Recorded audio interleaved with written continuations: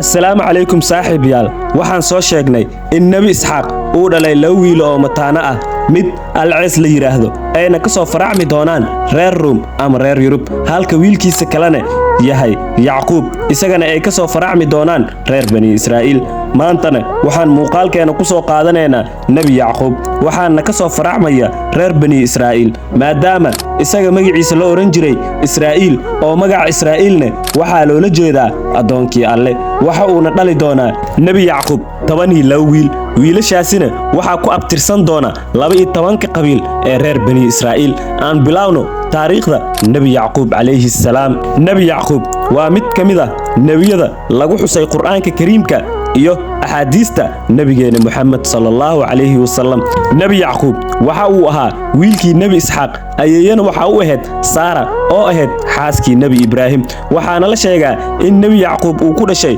magaalada kancaan waxaana uu la noolaa qoyskiisa oo ahaa qoys sharaf leh oona ahaa nebiyo waxa uuna ahaa nebi loo soo diray reer bani israa'iil kuwaasoo markaasi ahaa dad hanuunsan nebi yacquub waxa uu lahaa 12 wiil kuwaasoo oo badankoodu ay ahaayeen hogaamiyayaasha 12 qabiil ee reer bani israa'iil wiilkiisa uu ugu jeclaana waxaa la oran jiray nebi yuusuf oo waxa uu ahaa nebi kaasi oo markii dambena kala kulmay walaalihiisa xaasinimo iyo naceeb maadaama uu aad u jeclaa aabbahooda nebi yacquub waxa uu ahaa qof aad u dhoorsoon oona sharaf badan allana marka uu sifeynayay waxa uu sheegay in nebi yacquub uu ahaa nin dulqaad badan wuxuuna ahaa qof alla tala saarta wuxuuna ahaa mid alla doortay samir badanna leh magaciisa 16 jeer ayaa qur'aanka lagu sheegay qisadiisana waxaan si fiican ugu baran doonaa markaan nebi yuusuf ka hadlayno nebi yacquub qisadiisa ma badno oo taariikhyahanada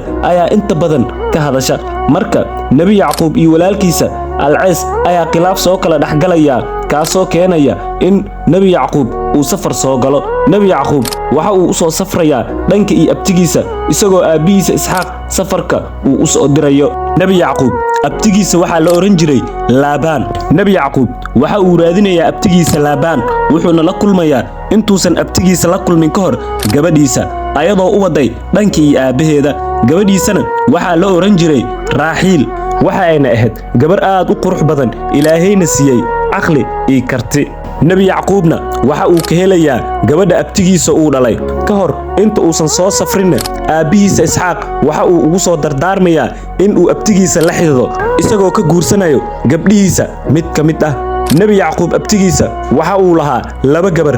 raaxiil iyo liya walow ay weyneed liya nebi yacquub markii ay wada hadlaan isaga iyo abtigiisa uuna u sheego dardaaranka aabbihiisa waxaa meher looga dhigayaa in 7 gu uu abtigiisa eriga u raaco kadibna la siin doono gabadha kadib nebi yacquub waxa uu ku raacayaa abtigiisa go'aankii uu soo dejiyey isagoo bilaabayo inuu eriga raaco magaaladaasna waxaa ka jiray dhaqan ah in gabadha weyn oo aan la guursan karin gabadha yar taasi oo keenaysa in nebi yacquub loo guuriyo 2 gabar liya oo ahayd midda weyn kadibna loo raacin doono raaxiil ka hor inta uusan guursan nebi yacquub gabdhaha waxa uu abtigiisa laabaan u sheegayaa in magaaladaasi uu ka jiro dhaqan ah in gabadha weyn oo aan la guursan midda yar in la guursanin taasi oo keenaysa in nebi yacquub uu ogolaado in uu guursado gabadha weyn liya 7 gu kadibna loo raacin doono raaxiil kadib 2 gabar markii loo guuriyo